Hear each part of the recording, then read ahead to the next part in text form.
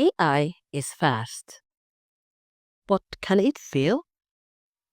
In this episode of the SLS Impact Room, where every conversation creates impact, we're asking the hard question. When AI does the editing, what's left for the creative? And more importantly, who gets paid at the end of the day? With me is a special guest in the building. Please kindly introduce yourself.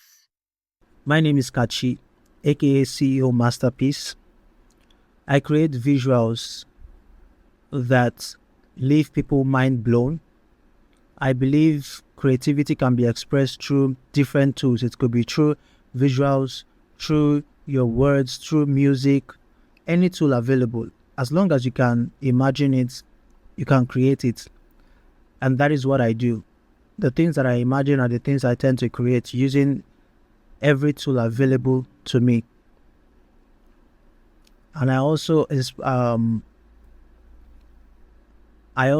teach and mentor people on how to do these things as well. So that's who I am, God's own masterpiece.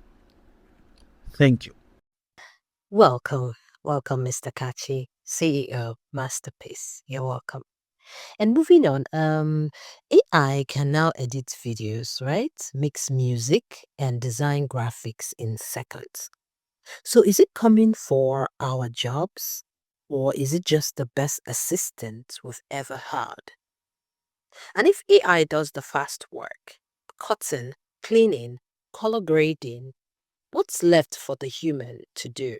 And more importantly, what do we charge for? The truth is,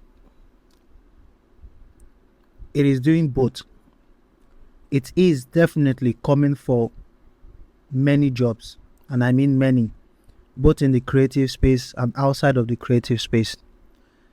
But the truth is, only those that are willing to stay open-minded and willing to see how they can integrate AI into their workflow, they are the ones that would say are safe, for now at least. So it is a matter of the willingness for us as creatives to want to stay learning, and not get too used to an old method. Be willing to evolve as time continues, because this AI era is like the fastest development era. What would have taken 6 months for something to develop in the AI space, it is taking 24 hours. And as scary and as crazy as that is, there is still room for a lot of creatives to be able to scale up. When I mean scale up, I mean things that would have taken years, we can actually achieve them in months, depending on how we position ourselves. Yeah. Number two, the value question. If AI does the fast work, the cutting, the cleaning, the color grading, what's left for the human to do? And more importantly, what do we charge for? First of all, what is left for the human to do in a setting where the AI can already do the cutting, the cleaning, the color? Yes, the human job right now is to direct.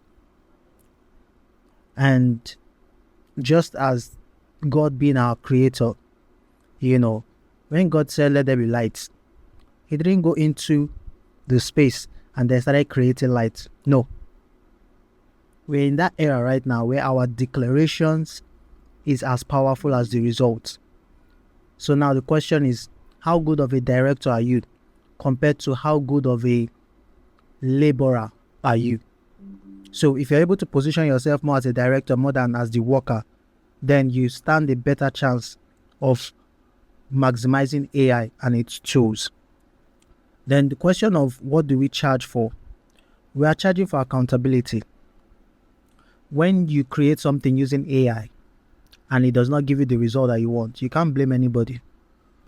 Even a programmer, somebody that uses AI to do a particular work for you, and you are aware that this person used AI, when the work does not go as good as you planned, you can't hold the person responsible. It can be debated. Do you understand?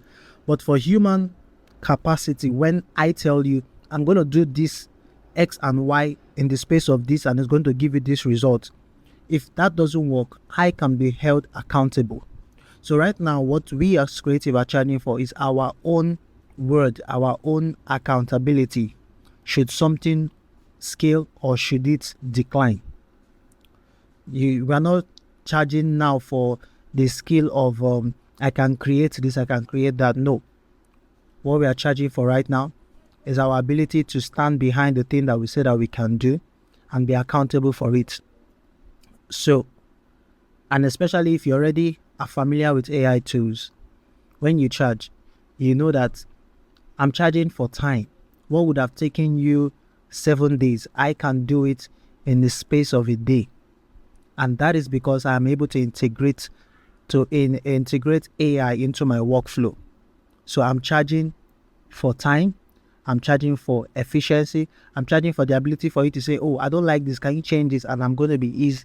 It's going to be easy for me to make changes faster.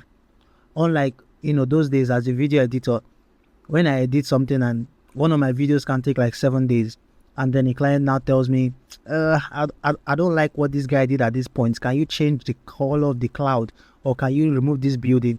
That automatically means starting afresh. But right now we're in that era where that's no more required. And if that is no longer required, I can charge for that. So if a client decides, oh, can you change this and change that? Yes, I can do that. I'm not going to have to feel like it's too much work, but I'm going to be able to even charge on top of that too. So these are the ways that we as creatives can position ourselves and charge. Right from time, we've always been selling ideas as creatives. It doesn't matter the amount of time you take to do it. And that's the truth. If something could take me 7 days as a creative, I'm not just going to charge for the 7 days because it took me saying, no, it's my idea, it's my creativity. The ability for me to apply my imagination into a particular work and bring it to life in a way that it benefits your brand. That is what I'm charging for. So if we as creative position ourselves in that light, instead of using the time frame it's going to take to get a particular work done, of course the client will be able to debate that. So we shouldn't sell it that we are paying for the time. No, the efficiency counts too, but the main reason why you're going to charge a certain amount is because of your own creative idea, your own ability to bring to life what you have in your head.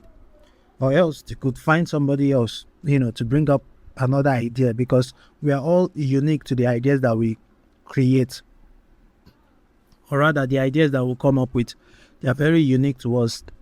And so what I would come up with for a particular brand might be different from what you come up with for that same brand. And so if I've put enough value on my own work, I should be able to charge for my own ideas. So that's basically that. Wow, well detailed and well explained. Thank you so much. Okay, and finally, AI is here to stay, obviously. So how do we stop fearing it and start using it to tell deeper Nigerian stories, grow our businesses, and stop burning out? Okay, let's see. These are exactly the things I have also spoken about. How do we stop fearing it and start using it? What people fear what they do not understand, first of all. So the first step is to try to understand it. Try to learn, make research, find out. This thing people are calling AI, AI, AI. Everywhere you just do something, somebody says it's AI. A lot of people that call it AI don't even know exactly what it is. If you ask them, what AI tool are you talking about that you say is AI, I used to create this, and they don't know. Some of them don't even know that AI has actually been in existence before the general word AI started. So it's a matter of perspective. It's a matter of choosing to see this as a position to learn instead of as a position to fear. And so using it to tell Nigerian stories, that's an interesting one too. People have already started doing that, and it still comes from the idea of having the foundational knowledge. After you tend to understand the tools, because there are a lot of AI tools. AI is like the words that they use, and you know, to generalize it, just the same way they say social media. Inside of social media, we have different platforms.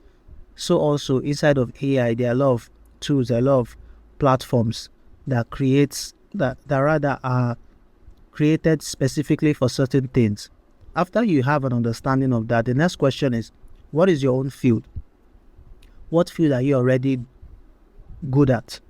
And what are the AI tools that are now being integrated into that your field? So your job is to learn it, understand it, start experimenting with it, you know, and yeah, that's basically what you need to do.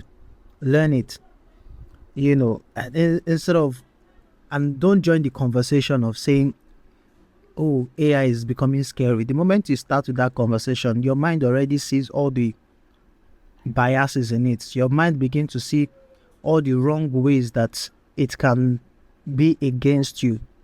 But the moment you start to see AI more of an ally, the more your mind will begin to see opportunities. So if we fail to set our perspective to a point that positions us to, you know, see opportunities instead of disadvantage, we'll definitely scale, regardless of how scary it is looking or how scary it already is. Thank you so much. Thank you so much once again. But before we go, here's what I want you to do. Listeners, this is what I want you to do. Don't just listen and forget about it. Hmm? Go try something. Open that AI tool you've been scared of. Test it. See what it can do, okay? Because the creatives who will win this game are not the ones hiding from the machine. They are the ones learning to ride it. And if this episode hit home, share it with a creative friend who needs to hear this. Let's get the conversation going. Stay happy, stay impactful as always.